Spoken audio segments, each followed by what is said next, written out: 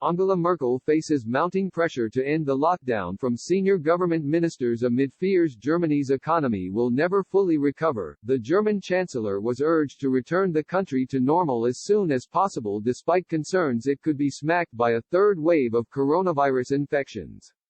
Finance Minister Olaf Scholz and Economy Chief Peter Altmaier led the chorus of criticism against Berlin's slow lifting of restrictive measures. Their furious outcries came after Germany announced it would extend its lockdown to March 28 because of the high number of cases. The number of coronavirus cases in Germany went up by 3,943, according to figures released on Monday by the Robert Koch Institute for Infectious Diseases. Mr. Scholz called for mass testing to be rolled out across the country in order to facilitate the reopening of its economy. He said increased testing must have an impact on what is possible in terms of moves to open up. The Social Democrat candidate to succeed Mrs. Merkel as Chancellor added, "It's not going to happen all at once, but there must be a step-by-step process that everyone can understand."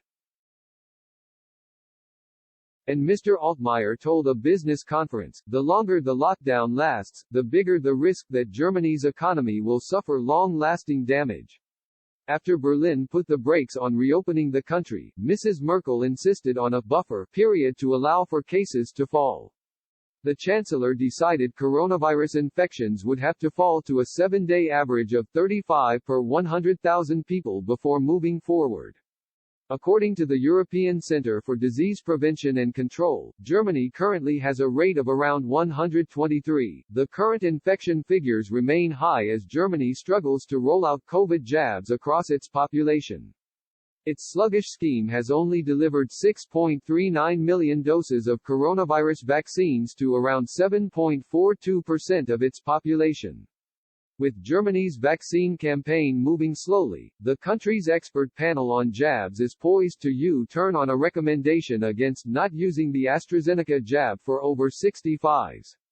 Thomas Mertens, head of the STIKO Vaccine Committee, said, "There will be a new updated recommendation very soon." Mrs. Merkel and state leaders are expected this week to make a decision on lifting the lockdown.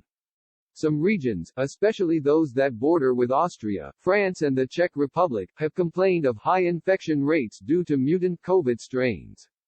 Bavarian Premier Markus Söder warned against any hasty reopening. He said, "The situation is unstable and the numbers are rising again."